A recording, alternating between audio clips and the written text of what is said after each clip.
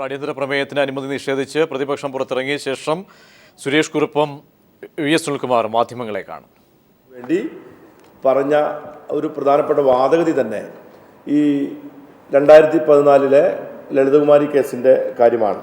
ഈ കേസിൽ തന്നെ ഇതേ പ്രസംഗത്തിൽ തന്നെ അദ്ദേഹം പറയുന്നുണ്ട്, FIR മാണിസാറിനെതിരായി പറഞ്ഞിട്ടുള്ള കാര്യത്തിൽ FIR രജിസ്റ്റർ ചെയ്യുമ്പോൾ മാണിസാറിനെതിരായി പറഞ്ഞിട്ടുള്ള ആരോപണങ്ങളുടെ സത്യസ്ഥിതി വിജിലൻസ് പരിശോധിച്ചിട്ടില്ല, അതിൻ്റെ വസ്തുത എന്താണെന്ന് പരിശോധിച്ചിട്ടില്ല, ഇതിനകത്ത് കഴമ്പുണ്ടോ എന്നും ഞങ്ങൾ പരിശോധിച്ചിട്ടില്ല. ഞങ്ങൾ പരിശോധിച്ചത് ഈ പറയുന്ന കേസിനകത്ത് കൊഗ്നൈസബിൾ ഒഫൻസ് ഉണ്ടോ എന്ന് മാത്രം പരിശോധിക്കേണ്ട സാഹചര്യമാണ് ഈ ലളിതകുമാരി കേസിൻ്റെ വിധിക്ക് ശേഷം ഉണ്ടായിരിക്കുന്നത് എന്നുള്ളതുകൊണ്ട് മാണിക്കെതിരായി FIR രജിസ്റ്റർ ചെയ്തിരിക്കുന്നു എന്ന് ആണ് അദ്ദേഹം FIR രജിസ്റ്റർ ചെയ്തതിൻ്റെ കാര്യത്തെപ്പറ്റി നിയമസഭയിൽ വ്യക്തമാക്കിയത്. അതുകൊണ്ട് KM മാണി രാജിവെക്കേണ്ടതില്ല എന്ന നിലപാടാണ് സ്വീകരിച്ചത്. എന്നാൽ KM മാണി രാജിവെച്ച FIR രജിസ്റ്റർ ചെയ്ത ശേഷം അദ്ദേഹത്തിനെതിരായി ക്വിക്ക് വെരിഫിക്കേഷൻ നടത്തി. 42 ദിവസം ക്വിക്ക് വെരിഫിക്കേഷൻ നടത്തിയ ശേഷം FIR രജിസ്റ്റർ ചെയ്യുകയും അതിനുശേഷം വിശദമായ അന്വേഷണം നടക്കുകയും ചെയ്തു.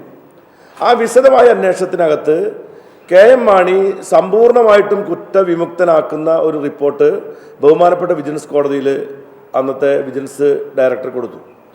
ആ വിജിലൻസ് ഡയറക്ടർ കൊടുത്ത ക്വിക്ക് വെരിഫിക്കേഷൻ വിശദമായ അന്വേഷണ റിപ്പോർട്ടിൻ്റെ അന്തിമ റിപ്പോർട്ട് കൂടി പരിശോധിച്ചുകൊണ്ട് ബഹുമാനപ്പെട്ട കോടതി ആ റിപ്പോർട്ട് തള്ളിക്കളയുകയും ഇതിൻ്റെ മേൽ ഒരു ഫർദർ എൻക്വയറി നടത്തേണ്ടതുണ്ട് എന്ന് പ്രഖ്യാപിക്കുകയും ചെയ്തു.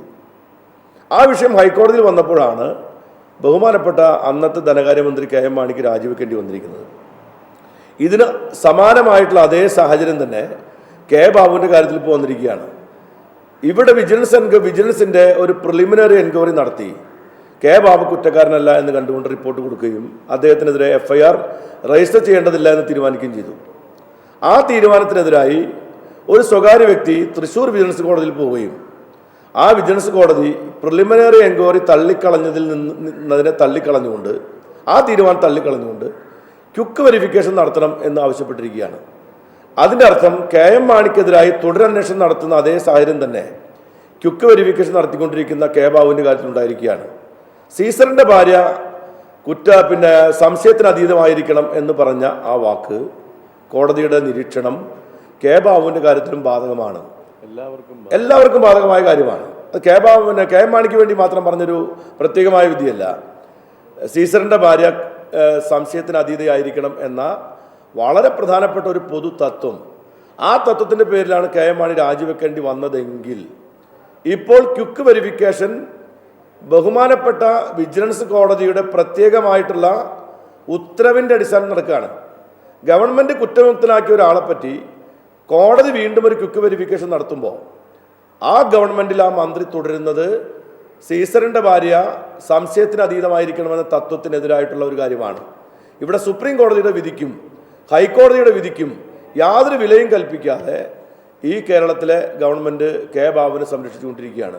ഇതാണ് ഇന്ന് നിയമസഭയിൽ ഞങ്ങൾ ഉന്നയിച്ച പ്രധാനപ്പെട്ട കാര്യം. K ബാബു രാജിവെക്കണം. ഈ സാഹചര്യത്തിൽ മന്ത്രി K ബാബു രാജിവെച്ചുകൊണ്ടായിരിക്കണം ക്വിക്ക് വെരിഫിക്കേഷൻ നടത്തേണ്ടത്. അദ്ദേഹം ഈ മന്ത്രിസഭയിൽ തുടർന്നുകൊണ്ട് നടത്തുന്ന ഒരന്വേഷണവും സത്യസന്ധമായിരിക്കുകയില്ല എന്ന കാര്യം KM മാണിയുടെ കാര്യത്തിൽ കണ്ടതാണ്. ഇപ്പോൾ K ബാബുവിനെതിരായി നടന്ന പ്രിലിമിനറി എൻക്വയറിയുടെ കാര്യത്തിൽ നമ്മൾ വ്യക്തമായി കണ്ടതാണ്. അതുകൊണ്ട് അദ്ദേഹം രാജിവെച്ചുകൊണ്ടുള്ള അന്വേഷണമാണ് അദ്ദേഹം നേരിടേണ്ടത്. നാളെ കോടതി എന്തെങ്കിലും നിഗമനം പറഞ്ഞതിൻ്റെ അടിസ്ഥാനത്തിൽ രാജിവെച്ച് നാണക്കേടാകുന്നതിന് മുമ്പ് തന്നെ മാന്യമായി എക്സൈസ് വകുപ്പ് മന്ത്രി രാജിവെക്കണം എന്നുള്ളതാണ് ഇന്ന് പ്രതിപക്ഷം നിയമസഭയിൽ ഉന്നയിച്ച കാര്യം.